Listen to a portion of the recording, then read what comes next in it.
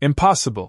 The word barely left his lips, more breath than sound, as Alexander Hayes stood frozen in the middle of Mercy General's pediatric hallway, his tailored navy suit out of place among tired parents and plastic chairs, his eyes locked on a child he had never seen before yet somehow couldn't look away from, because the boy was staring right back at him with a calm, unblinking gaze that felt far too familiar. Like a reflection he didn't remember stepping into, like a memory that hadn't happened yet but somehow already existed. Just minutes earlier, Emily Carter had been standing at the front desk with shaking hands, the fluorescent lights above casting a harsh glow over the small pile of crumpled bills and loose coins she had carefully counted twice, then 3 times, hoping the number would change, hoping reality might bend just this once for her son, but it didn't, it never did. And the receptionist's voice stayed polite but firm, the kind of polite that still cut. "Ma'am, we'll need at least a minimum payment before we can proceed."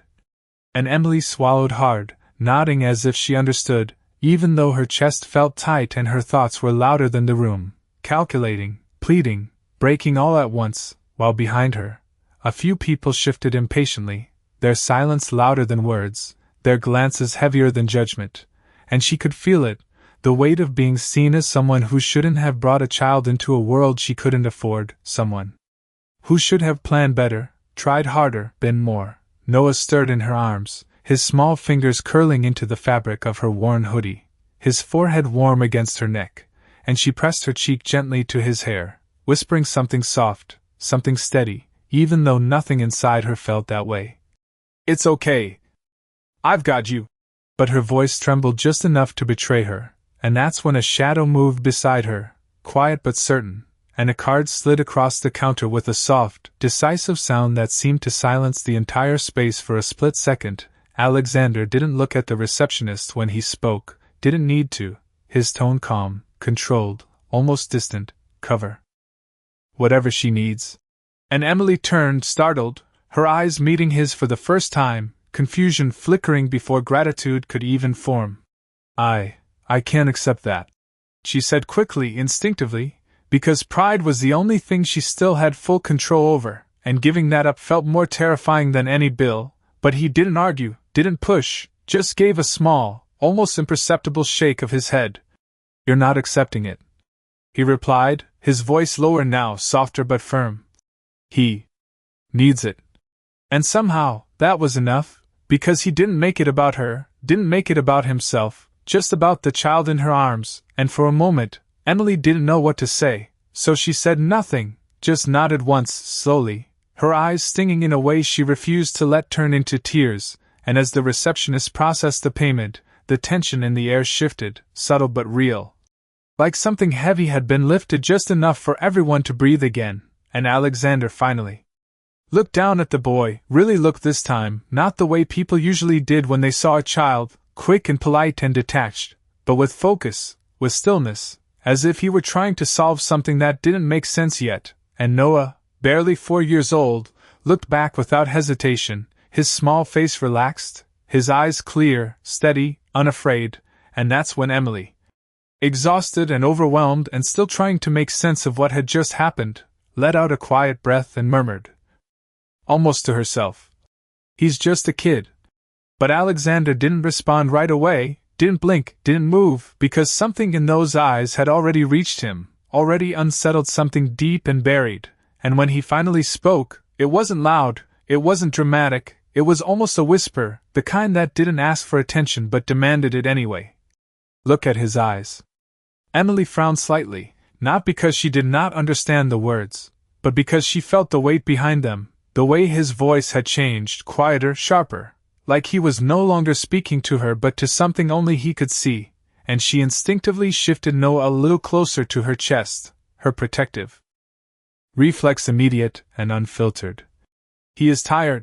she said gently, brushing her fingers through her son's soft hair as if to ground the moment back into something normal, something safe, but Alexander did not move, did not look away, and the world around them seemed to blur at the edges, the distant hum of hospital announcements and soft footsteps fading into something distant and irrelevant as he focused entirely on the boy's face. Because there was a detail there that refused to be ignored. Something precise, something exact, The shade of gray in those eyes, not just light or dark, but layered, like storm clouds holding back rain, a color he had seen every single morning for years without ever questioning it, because it had always been his own. He straightened slowly, almost mechanically, as if his body was catching up to a realization his mind was not ready to accept, and for the first time. Uncertainty crossed his expression, subtle but unmistakable, while Emily watched him now. With growing caution, her earlier gratitude beginning to mix with confusion. "Is something wrong?" she asked, her voice quieter, more guarded, and that was when Noah shifted in her arms, letting out a small, sleepy sound as his tiny hand reached outward again, not toward her this time, but toward Alexander, fingers opening and closing in a simple, instinctive gesture that held no fear, no hesitation, only quiet curiosity, and Alexander hesitated, just for a second, before allowing the child's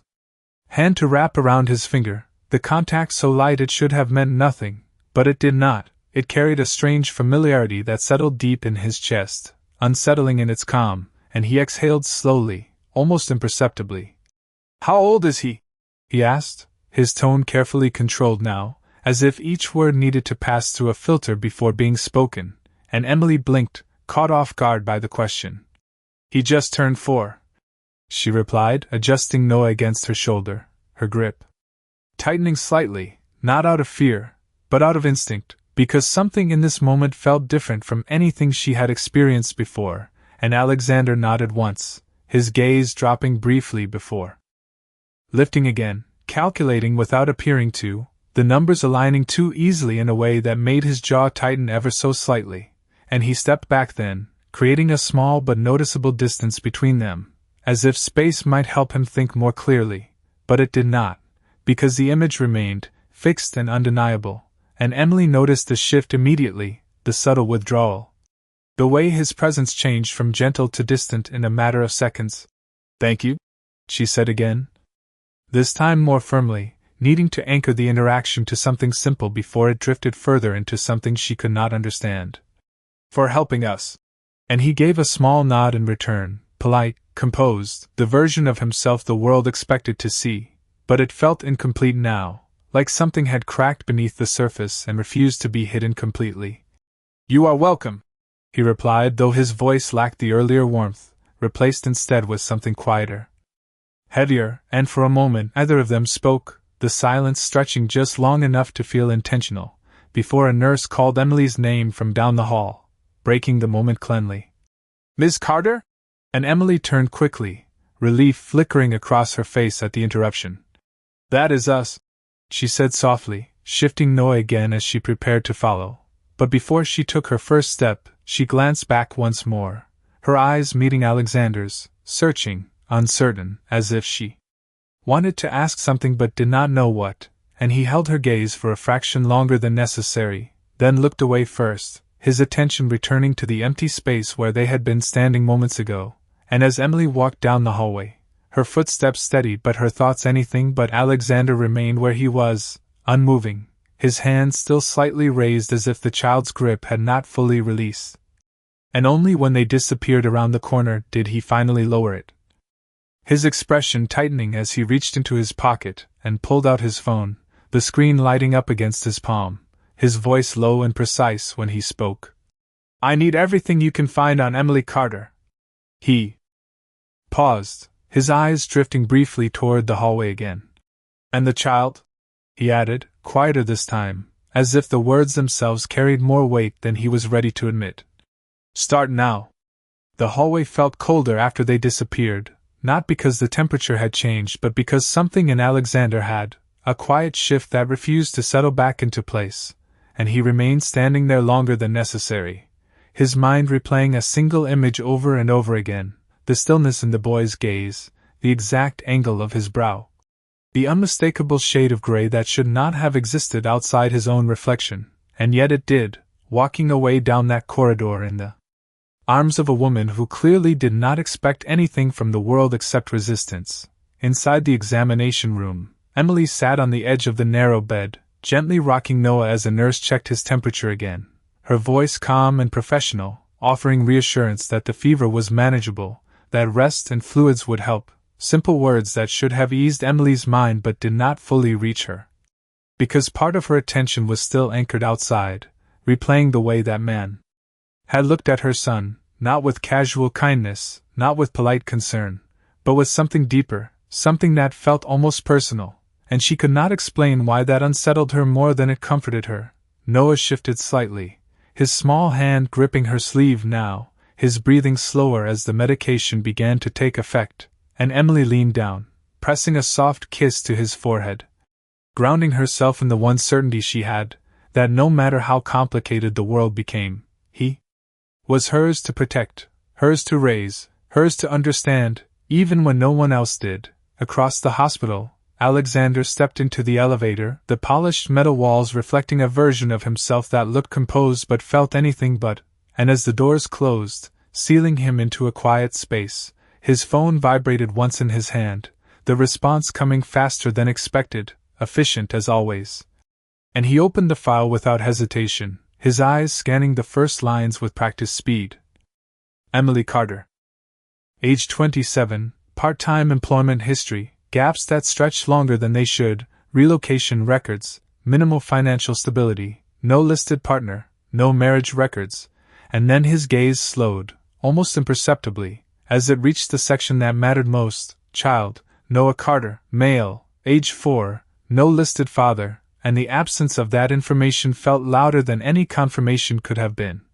The elevator descended smoothly, but the weight in his chest did not. It pressed heavier with each passing second, because the timeline aligned too closely, the years folding into a memory he had long since filed away as irrelevant, a brief encounter, a moment that had never been meant to carry consequence, and yet now it stood in front of him in the form of a child who had looked at him without fear, without confusion, as if recognition did not need explanation. He exhaled slowly, closing the file but not the thought, because it refused to be contained, and when the elevator doors opened, he did not step out immediately. He paused, just for a second, as if crossing that threshold meant accepting something he was not ready to define, and then he moved, controlled, deliberate, every step measured the way it always was, but there was a difference now, a fracture beneath the surface of certainty. Back in the room, Emily gathered her things as the nurse handed her a printed sheet of instructions, the words blending together for a moment before she forced herself to focus, nodding, thanking her, doing everything she was supposed to do, but her mind kept circling back to a single question she did not know how to ask. Why did he look at Noah like that, and more importantly, why did it feel like he already knew something she did not? As she stepped into the hallway again, Noah resting quietly against her shoulder, she glanced down its length without thinking, as if expecting to see him still there, but the space was empty now, just passing strangers and distant footsteps, and she let out a small breath she had not realized she was holding, telling herself it was over, that it had been nothing more than a moment, a coincidence, a stranger's kindness that began and ended in the same place, but somewhere deeper, quieter. A part of her did not fully believe that, because moments like that did not feel accidental, they felt like beginnings, even when no one had agreed to start anything at all. The evening air felt thinner as Emily stepped out of the hospital, the automatic doors sliding shut behind her with a soft mechanical sound that seemed to separate two different worlds, one filled with sterile light and quiet urgency, the other with dim streetlights and the distant hum of traffic, and she adjusted Noah carefully in her arms, pulling her jacket tighter around him as a light breeze brushed past. Her steps steady but slow as she made her way toward the bus stop across the street, her mind replaying fragments of the day in no particular order, the coins on the counter, the look on the receptionist's face, the unexpected voice behind her, and most of all, the way that man had looked at her son as if he had recognized something that should not have been visible to a stranger. Noah stirred slightly, his head resting against her shoulder, his small breath warm against her neck, and she glanced down at him, her expression softening instantly, the tension in her chest easing just a little as she whispered, "We are okay," more for herself than for him, as if saying it out loud might make it more true, and for a moment she let herself believe it, because belief was sometimes the only thing that carried her through the parts of life that logic could not fix. Across town, high above the city where glass walls reflected the fading light of dusk, Alexander stood in his office without turning on the lights, the skyline stretching endlessly in front of him. Sharp lines and glowing windows forming a world he had built, controlled, and understood completely, except for the one question now pressing against the edges of his certainty. And he set his phone down on the desk with deliberate precision, the file still open on the screen, the details unchanged but no longer neutral, each line carrying implication, each absence demanding explanation, and he ran a hand through his hair slowly. Not out of frustration but out of something more unfamiliar, something closer to doubt. His assistant's voice broke the silence through the intercom, measured and efficient as always. "Sir, I have additional records you requested." And he did not respond immediately, his gaze still fixed on the city below as if the answer might somehow be written into the pattern of lights. "Send them in," he said finally, his voice steady but quieter than usual, and moments later, a digital file appeared on his screen, medical records, timestamps, location, logs, all aligning in a way that felt less like coincidence and more like a pattern waiting to be acknowledged, and his eyes paused on one specific detail, the hospital listed 4 years ago, the same one he had visited during a brief trip that had meant nothing at the time, a trip he had not thought about since, because it had not been important, or so he believed. Emily reached the bus stop just as the headlights appeared in the distance. The familiar shape of public transit pulling closer. And she shifted Noah slightly to keep him comfortable, her body already calculating the next steps, the ride home, the medicine schedule, the early shift she could not afford to miss, her life moving forward in practical increments that left no space for questions she could not answer. But even as she stepped onto the bus and found a seat near the back, her eyes drifted to the window, watching the reflection of passing lights blur across the glass, and for a brief second she saw something else. Layered over it, not a clear image, just a memory of a moment that refused to settle, a pair of gray eyes looking at her son with quiet certainty, and she looked away quickly, shaking her head slightly as if to dismiss it, because she had learned long ago that overthinking rarely brought solutions, only more weight. Back in the office, Alexander leaned forward, both hands resting on the edge of his desk. His posture controlled but no longer relaxed, and he studied the screen with a focus that bordered on intensity, not because he was searching for proof, but because he was trying to find a reason to dismiss what he already felt was true, and when he spoke again, it was not to his assistant, not to anyone else, but to himself, his voice barely above a whisper. "For years,"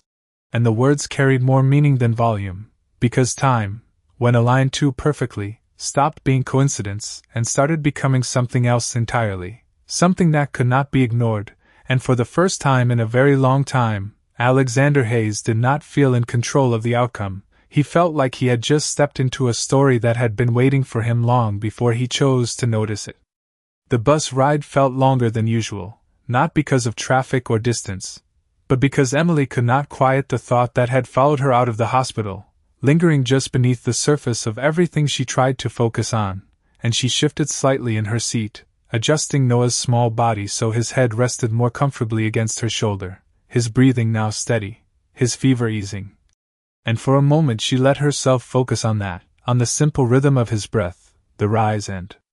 fall that reminded her that he was okay, that this day, as overwhelming as it had been, had not taken more from her than she could handle, and yet the memory remained, not loud, not overwhelming, just persistent, like a question she had not agreed to answer. When the bus finally came to a stop near her apartment, she stepped off carefully, the evening now fully settled into night. The streetlights casting long shadows across the sidewalk as she walked the familiar 3 blocks home, her pace steady, her mind already shifting into routine, unlocking the door, setting Noah down gently on the small couch, preparing the medication, checking his temperature again, each movement precise, practiced, the quiet choreography of a life built on necessity rather than ease, and as she moved through it all, she did not realize how many times she glanced toward the window, as if expecting something, or someone, to appear. Even though she had no reason to believe that would happen, across the city. Alexander had not left his office, the skyline now dark except for scattered lights that flickered like distant signals, and he stood there with the same stillness he had carried all evening, his phone in his hand, the screen glowing softly as he reread the same lines again, not because they had changed, but because he was searching for something he might have missed, some detail that would make this easier to dismiss. But there was nothing, only alignment, only the quiet, undeniable way everything fit together without effort, and that unsettled him more than any contradiction could have, because his world had always been defined by logic, by control, by outcomes he could predict and influence, and this did not belong to any of those categories. He pressed his thumb lightly against the edge of the phone, then made a decision, small in action but significant in consequence, and dialed a number he rarely used directly, waiting only a second before a voice answered on the other end, professional, alert. "Yes, sir." And Alexander's gaze shifted briefly to the reflection in the glass, his own eyes staring back at him with a question he had never needed to ask before. "I want a full timeline," he said, his voice low but precise. "Every location Emily Carter has been in the past 5 years, cross-reference with my travel records."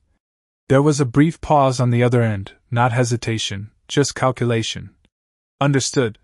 the voice replied, and Alexander added one more line, quieter but heavier. "And confirm the hospital from 4 years ago. I want exact dates." When the call ended, the silence returned, but it no longer felt empty. It felt like something waiting, inside the small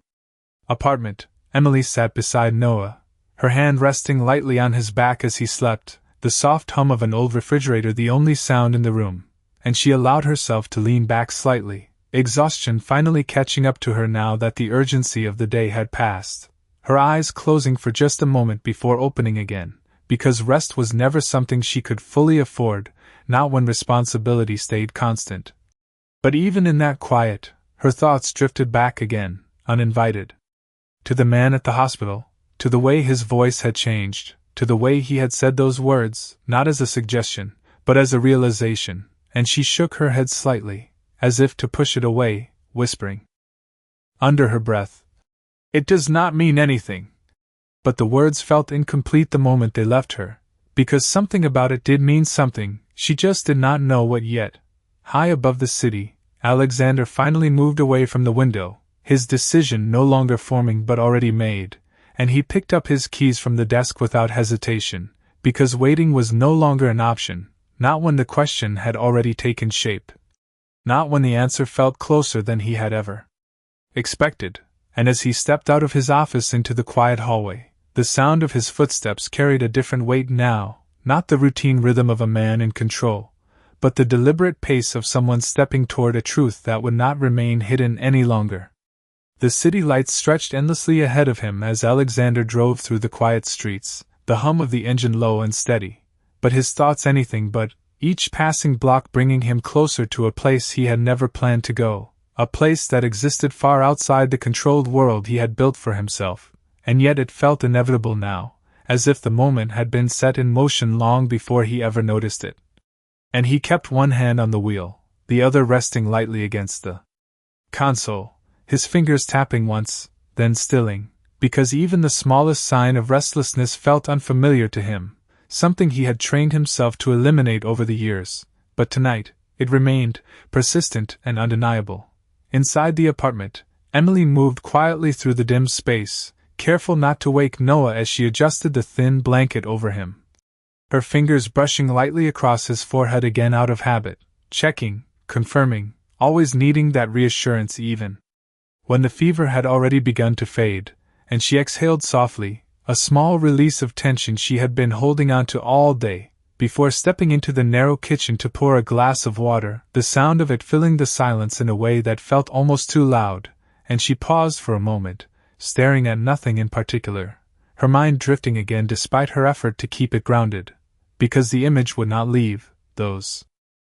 gray eyes, that voice, the way certainty had existed in a moment that should have meant nothing, and she shook her head again, more firmly this time, setting the glass down with a quiet resolve, because she had learned that some questions did not need answers, especially when those answers could change everything. The car slowed as Alexander approached the address displayed on his phone, the building smaller than he expected, older. The kind of place that did not hide its age behind polished surfaces or modern design, and he parked a short distance away, his gaze fixed on the entrance for a moment before he turned off the engine, the sudden silence inside the car amplifying the sound of his own breath, controlled but heavier than usual, and he did not move immediately, because stepping out would mean crossing a line he could not step back from, and for the first time in years, he allowed himself a brief pause. Not out of hesitation, but out of acknowledgement that whatever waited on the other side of that door would not fit neatly into the life he had constructed. Emily returned to the living room just as a faint sound reached her, something subtle at first, almost indistinguishable from the normal creaks of the building settling into the night. But then it came again, clearer this time, a knock, soft but deliberate, and she froze for a fraction of a second, her eyes shifting toward the door as her mind quickly moved through possibilities, none of them expected at this hour, and she stepped forward cautiously, her movements quiet, her heart picking up a steady rhythm she could not ignore, and when she reached the door, she hesitated, her hand hovering just above the handle, because something about this moment felt different, the same quiet tension she had felt earlier in the hospital returning without explanation, and she drew in a slow breath before finally opening it. Alexander stood there, the hallway light casting a faint glow around him, his expression composed but carrying something deeper beneath the surface, something unresolved, and for a brief moment neither of them spoke, the silence stretching between them as recognition settled in, not as surprise, but as confirmation of something that had already begun earlier that day, and Emily's grip on the door tightened slightly, her voice steady but cautious when she finally broke the silence. "I did not expect to see you again."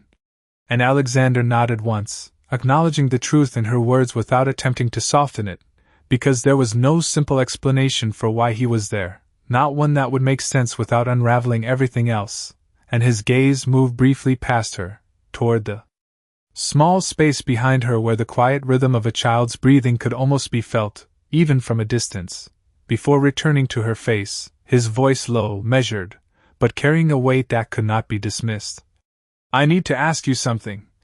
And the words settled between them, simple in structure but heavy in implication, because both of them understood, without saying it, that this was no longer just about a moment in a hospital hallway. It was about something that had already begun to take shape, something neither of them had planned, but neither could ignore any longer. Emily did not open the door any wider, her body remaining half in the doorway, half shielding the quiet space behind her, and she studied him carefully now, no longer just confused but alert, because people like him did not show up twice in the same day without a reason, and whatever that reason was, it had already begun to shift something she had worked hard to keep stable. "It is late," she said softly, not as a refusal, but as a boundary, her voice calm yet firm in a way that came from years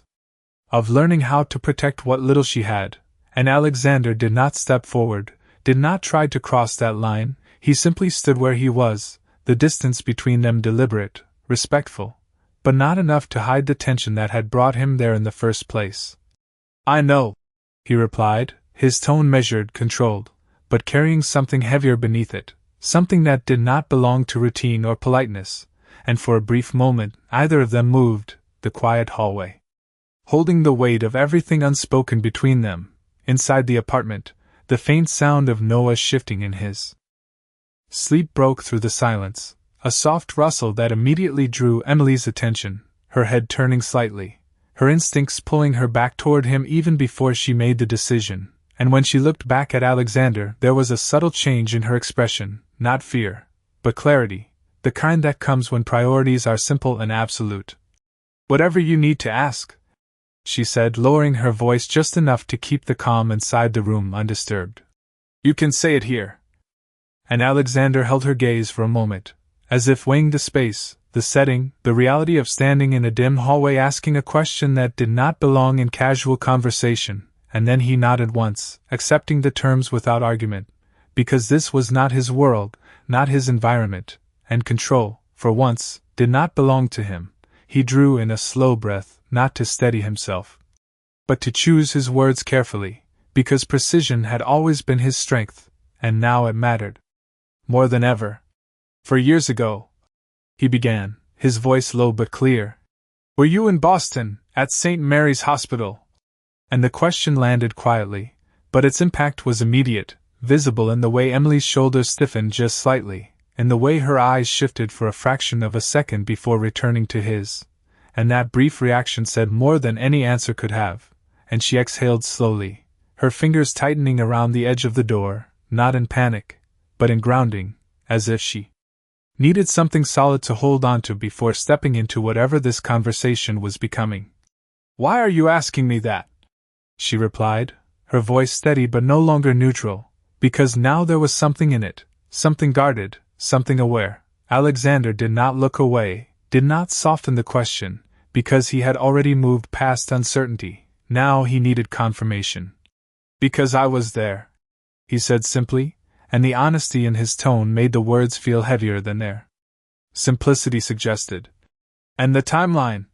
He paused, not because he did not know what to say, but because saying it meant acknowledging it fully. "It matches." And the silence that followed was no longer empty. It was filled with realization, with possibility, with something neither of them could ignore any longer, and Emily's expression shifted again, this time more visibly, not confusion, not fear, but something deeper, something that carried memory, and she looked past him for a brief second, as if the answer might be easier to find somewhere else, somewhere outside this moment, but it was not, it was here, waiting. Unavoidable, and when she spoke again, her voice was quieter, more controlled, but unmistakably changed. "That night," she said slowly, choosing each word with care, "was not something I planned to explain to anyone."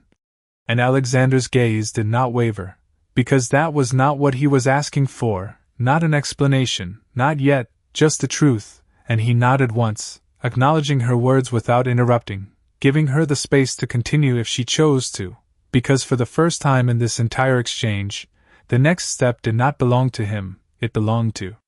her, and the decision to speak, to confirm, or to deny, would shape everything that followed, not just for him, but for the child sleeping quietly just a few feet away, unaware that his world was already beginning to change. Emily did not answer immediately, not because she did not understand what he was asking, but because she understood it too well, and the weight of that understanding settled heavily in the space between them, pressing against the quiet walls of the hallway and the fragile calm inside her apartment, and she shifted her stance slightly, her body still guarding the doorway. Still keeping that invisible line between him and the life she had built, a life that had never included anyone like him. Anyone who could arrive with questions that reached this deep, this fast, and she let out a slow breath, steadying herself before speaking again, because whatever she said next would not just be an answer, it would be a decision. "You are asking the wrong question,"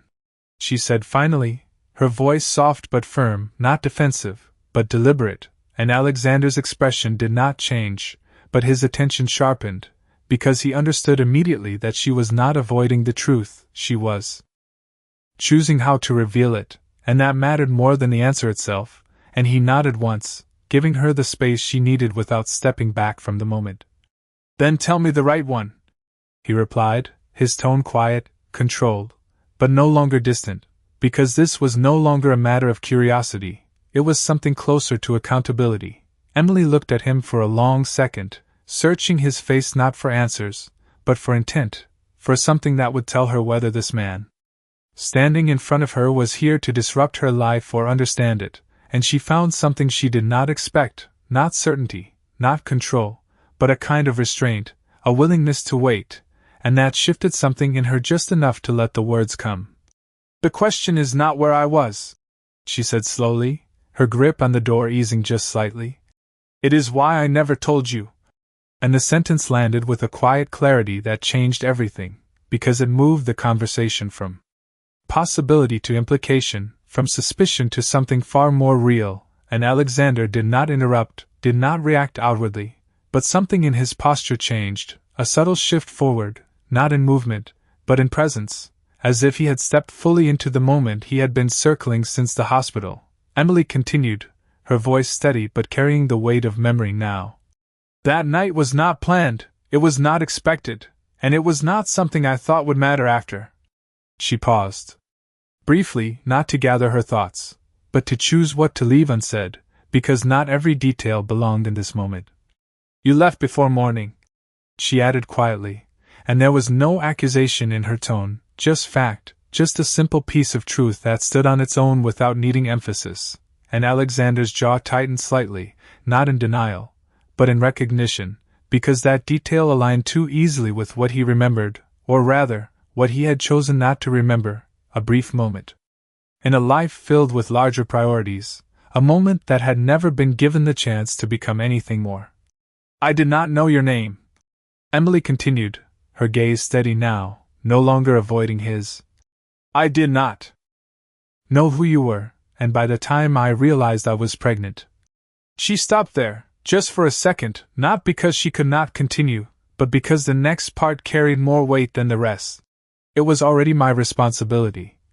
And the way she said it made it clear that she had never seen it as anything else, never seen it as a problem to solve or a mistake to fix, but as something she had accepted fully, without hesitation, and the quiet strength in that statement filled the space between them in a way that words alone could not. Alexander exhaled slowly, the breath controlled but heavier than before, because this was no longer a question of possibility, it was a reality unfolding piece by piece in front of him. And he glanced briefly past her again, toward the dim light inside the apartment, toward the presence he could not see but now understood more clearly than ever, and when he spoke again, his voice was lower, more grounded. "And you never tried to find me," he said, not as an accusation, but as a fact he needed to hear confirmed, and Emily shook her head once, a small, definitive motion. "No," she replied simply, "because I did not need to." And that answer, more than anything else, shifted something in him, because it was not rejection, it was independence, it was the quiet declaration that she had built a life without waiting for someone else to complete it, and for a moment neither of them spoke, the silence settling into something heavier but clearer because now the truth was no longer hidden behind uncertainty, it was here, undeniable, waiting for what would come next, not just from him, but from both of them. The silence did not break all at once, it stretched, settled, and deepened, like something both of them were trying to understand before deciding what it meant, and Alexander remained exactly where he was, not stepping closer, not stepping away, because for the first time in a long time, he did not have a clear next move, and that alone said more than anything he could have spoken, while Emily stood in the doorway, still holding that invisible line between them, but no longer with the same resistance as before, because the truth had already crossed it, quietly and completely. Inside the apartment, Noah let out a soft sound in his sleep, a small shift that echoed through the quiet space and reached both of them at the same time, and Alexander's gaze instinctively moved toward it, not with the distant curiosity of a stranger, but with something more focused now, something that carried weight, responsibility, and a growing awareness he could no longer ignore. And when his eyes returned to Emily, there was a subtle change in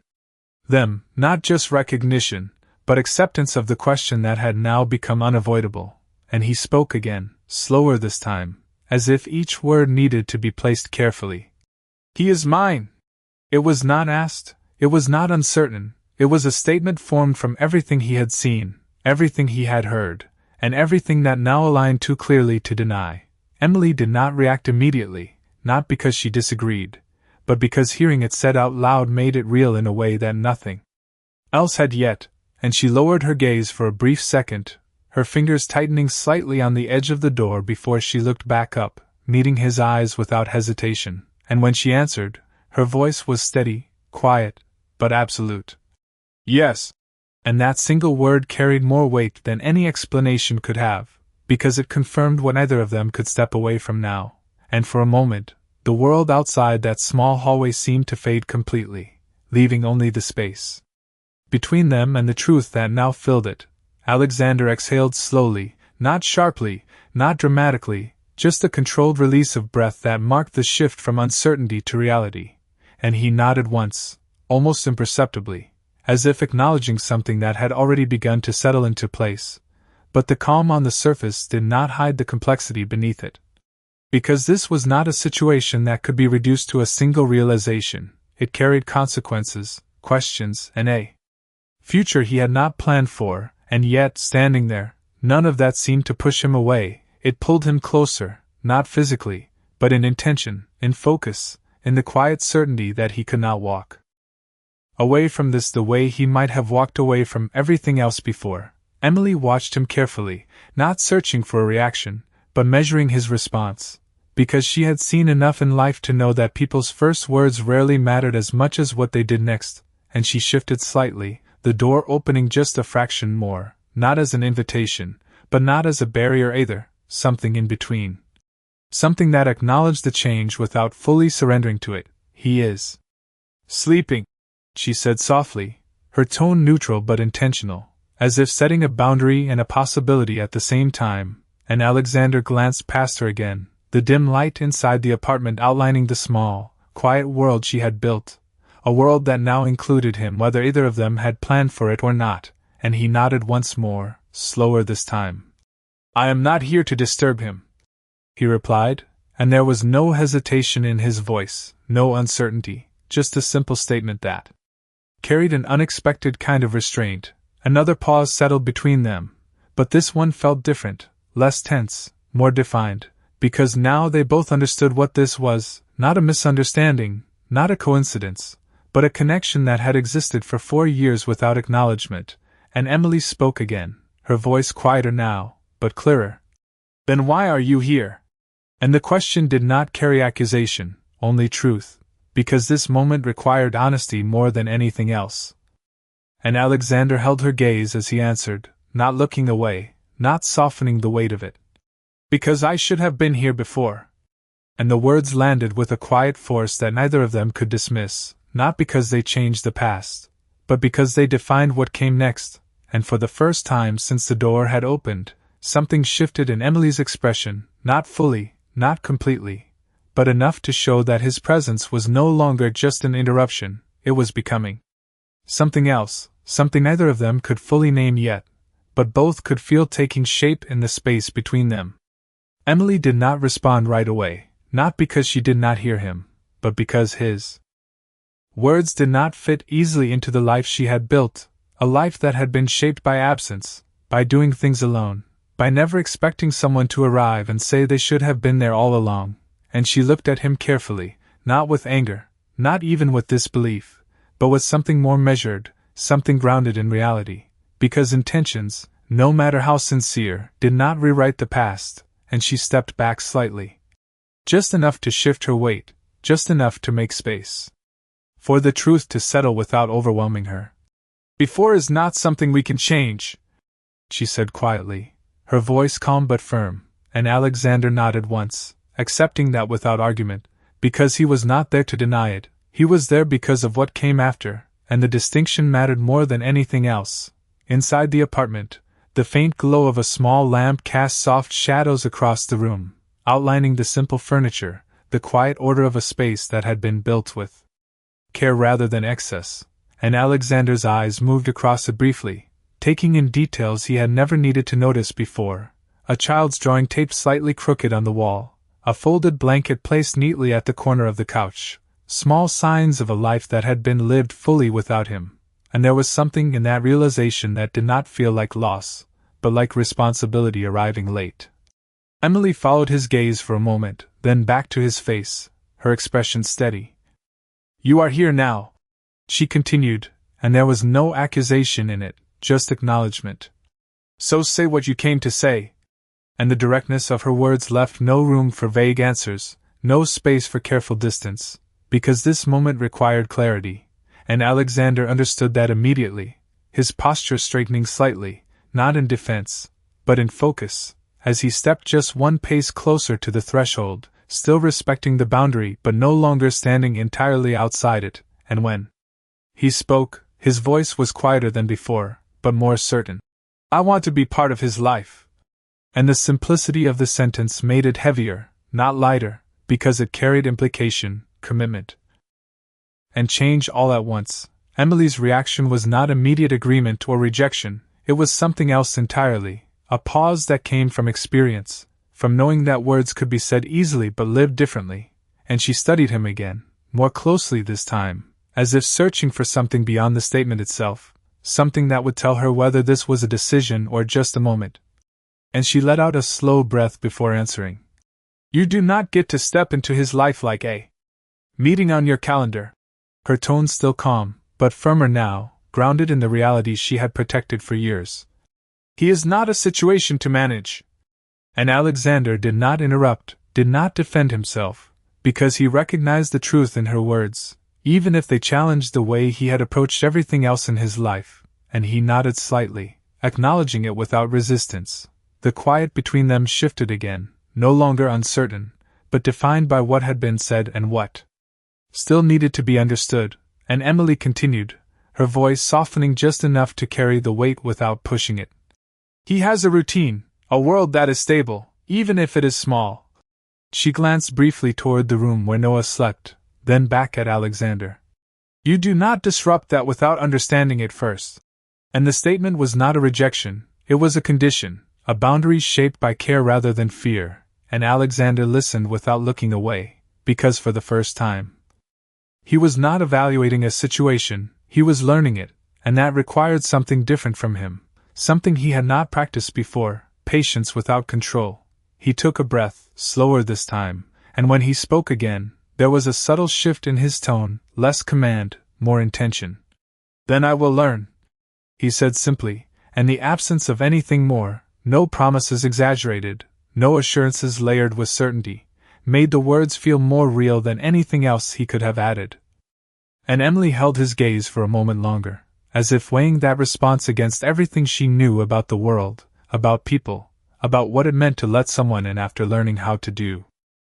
everything alone. And she did not move aside, she did not invite him in, but she did not close the door either, and that in itself was a change, small but undeniable, because it meant that what stood between them was no longer just a boundary, it was a threshold, and for the first time, both of them were standing on either side of it, aware that crossing it would not be simple, but no longer impossible either. The hallway remained quiet, but the air between them no longer felt uncertain, it felt defined, shaped by what had already been said and what still remained unspoken, and Emily kept her hand lightly against the door, not holding it closed, not opening it further, just steady, as if maintaining that balance required more strength than either of them could see, while Alexander stood there without shifting. His presence no longer imposing, but deliberate, as if he understood now that stepping forward too quickly would undo everything he had just begun to build. Inside, Noah let out another soft breath, a small, peaceful sound that carried through the apartment like a reminder of what truly mattered, and Emily's gaze flickered toward it instinctively before returning to Alexander, her expression softer than before but still guarded, because trust was not something she gave easily. Not after years of learning how to rely only on herself, and she spoke again, her voice low but clear. If you want to learn, then you start small. And the words were simple, but they carried direction, structure, something he could follow, and Alexander nodded once, not as agreement alone, but as acceptance of the pace she was setting, because for the first time, he was not leading, he was stepping into something that already existed without him. Emily shifted slightly, opening the door just enough for the light inside to spill a little further into the hallway. Not an invitation, but not a refusal either, something in between that acknowledged the possibility without fully committing to it, and she stepped back half a step, still within reach of the door, still in control of the space. He wakes up around 7, she said, her tone practical now, grounded in routine. He likes pancakes, but only if they are warm, not hot. And the detail seemed small, almost ordinary, but in that moment, it carried weight, because it was not just information, it was a glimpse into a life Alexander had not been part of, a life he now needed to understand from the beginning, and he listened without interruption, without trying to interpret it as anything more than what it was, a starting point. He does not like loud noises. She continued, glancing briefly toward the room again. And he asks questions when he feels something is different. And that detail lingered a little longer in the space between them, because it was not just about routine, it was about awareness, about a child who would notice change, who would feel it before it was explained, and Alexander took that in carefully, not just the words, but the meaning behind them, because this was no longer about him proving something, it was about him fitting into something that already worked without him. He exhaled slowly, nodding again, his voice quieter when he spoke. I understand. And there was no urgency in it, no attempt to move faster than she allowed, just a steady acceptance of what this would require, and Emily watched him for a moment longer, measuring not just his words, but the way he held them, the way he did not rush to fill the silence, did not try to claim space that was not yet his, and something in that steadiness made her shift again, just slightly, her hand easing away from the door. As she stepped back one more inch, not enough to fully open the space, but enough to show that the distance between them was no longer fixed. "Tomorrow," she said finally, her voice softer now, but clear. "You can come back in the morning." And the sentence settled quietly, but it changed everything, because it was not just permission, it was an opportunity, a chance to step into something real, something that would not be defined by a single conversation, but by what followed after, and Alexander held her gaze as he nodded once more, this time slower, more deliberate, because he understood exactly what she was offering, not trust, not yet, but the possibility of it, and that was something he had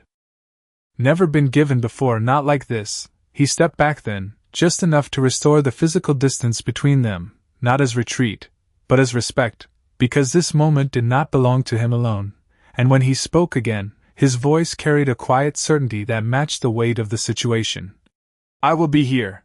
And the words were simple, but they did not need anything more, because for the first time, they were not about control, they were about presence, and as Emily gave a small nod in return, the doors slowly moved toward closing, not shutting him out, but marking the end of one moment and the beginning of something neither of them could fully see yet, but both had already chosen not to walk away from. The door closed softly, not with finality, but with intention, and Emily stood there for a moment longer than necessary, her hand resting against the wood as if she could still feel the presence on the other side, the quiet shift that had taken place in just a few hours, something she had not planned, not prepared for, and yet could not deny, and she let out a slow breath before turning back into the apartment. The familiar space wrapping around her again, grounding her in what she knew, in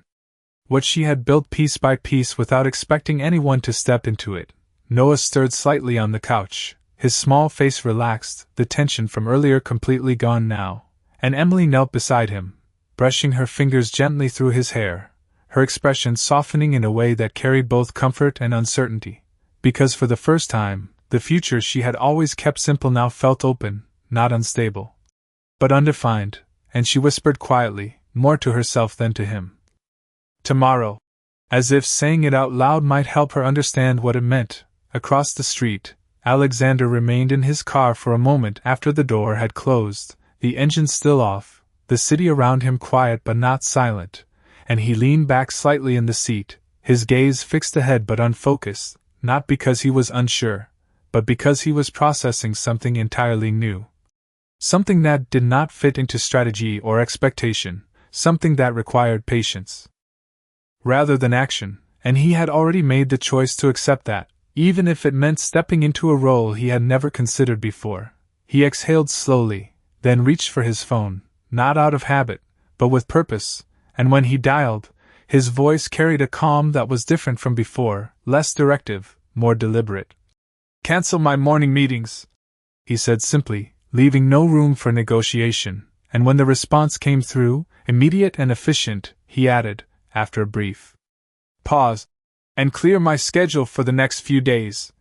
Because this was no longer something that could be managed between other priorities, it required attention, presence, something he had always controlled but never truly given in this way. Inside the apartment, Emily moved quietly through the small kitchen, preparing what she could for the morning ahead, her actions automatic, practiced, but her thoughts were not as steady, they drifted, returning again and again to the same moment.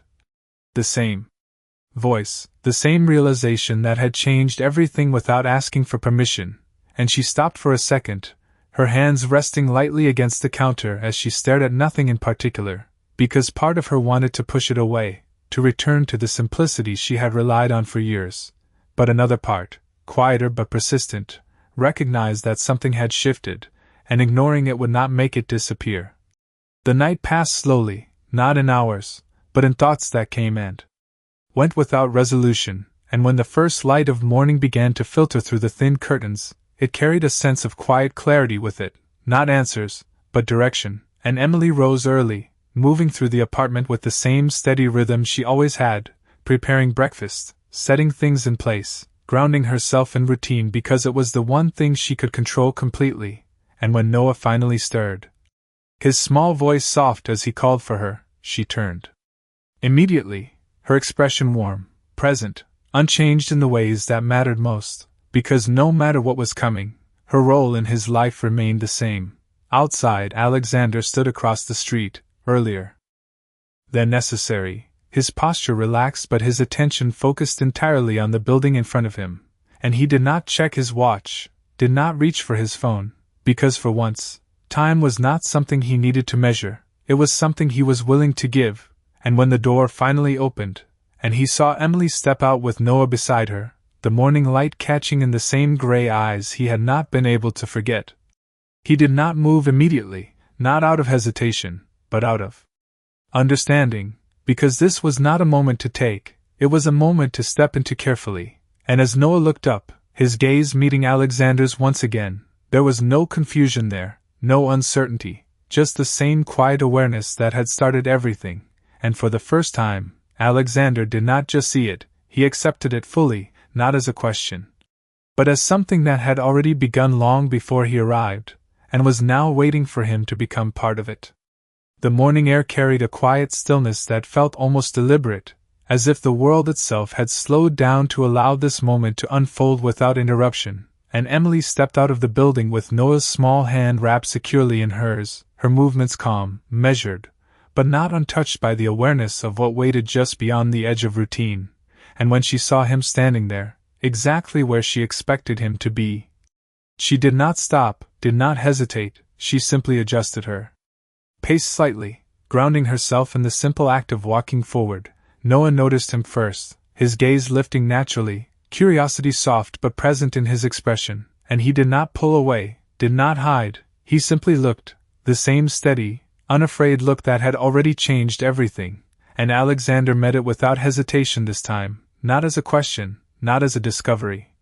but as recognition fully accepted, something that no longer needed to be proven. Emily came to a gentle stop a few feet away, close enough to speak, far enough to maintain the balance she had set, and she glanced down briefly at Noah before looking back at Alexander, her voice quiet but clear. "This is Noah," she said, not as an introduction for him, but as a confirmation of what was already understood, and Noah shifted slightly, his small fingers tightening around hers for a moment before he spoke, his voice soft, still carrying the trace of sleep. "Hi." And the simplicity of it carried more weight than any prepared words could have, because it was natural, unforced, exactly what it needed to be. Alexander took a single step closer, careful, deliberate, respecting the space that had been defined, and he lowered himself just slightly. Not fully kneeling, but enough to meet Noah at eye level, his voice steady but gentler than anything he had used before. "Hi, Noah," he replied, and for a brief moment, the world seemed to narrow to just that exchange, that quiet connection forming without expectation, without pressure, just presence. Noah studied him for a second, his small head tilting slightly in the way children do when they are trying to understand something that feels new but not unfamiliar, and then, without hesitation, he asked, "You came back?" And the words were simple, but they carried an awareness that went deeper than their structure, and Alexander did not look away, did not soften the truth of it. "Yes," he answered, just as simply. "I said I would." And that was enough, because to a child, consistency is not measured in years, it is measured in moments kept. Emily watched the exchange quietly, her expression unreadable at first, not because she felt nothing, but because she felt too much to let it show. All at once, and she shifted her weight slightly, her grip on Noah's hand loosening just enough to allow him to step forward if he chose to, but not enough to let him go entirely, and Noah took a small step closer, his curiosity guiding him more than anything else, his gaze never leaving Alexander's, and in that small movement, something changed, something that could not be forced, only allowed. Alexander extended his hand slowly, not reaching, not expecting, just offering, and Noah looked at it for a moment before placing his own small hand against it, the contact light but certain, and Alexander felt it, not as a gesture, but as something deeper, something grounding, something that connected past and present in a way he had never experienced before, and he exhaled softly, the breath carrying something he had not realized he was holding. Emily saw it, the shift, the way both of them settled into that moment without needing words, and for the first time since the door had opened the night before, she allowed herself to take a small step back, not away, but aside, creating space not as a barrier, but as an acknowledgement that this was no longer just her story, it was becoming something shared, something that would need time, patience, and understanding to grow into what it was meant to be. The morning continued around them, quiet, ordinary, but something had changed within it, something that could not be undone, and as Noah looked up again, his voice softer now, more certain. "Are you coming with us?" The question hung there, simple but full of possibility, and Alexander glanced briefly at Emily, not for permission, but for alignment, and when she gave a small, almost imperceptible nod, he returned his gaze to Noah, his answer steady, grounded. "If that is okay with you." And Noah smiled, small but genuine, and nodded back, as if the decision had always been his to make. They began to walk then, not perfectly in sync, not yet, but moving in the same direction, and for Alexander, it was the first step into something he had never built, something he could not control, something that required more than success or certainty, it required presence, and as the city moved around them, unaware of what had just begun, one quiet truth settled into place. He had spent his life building everything money could buy, but in that moment, walking beside a child who shared his eyes and a woman who had built a life without him, he finally understood what it meant to build something that mattered.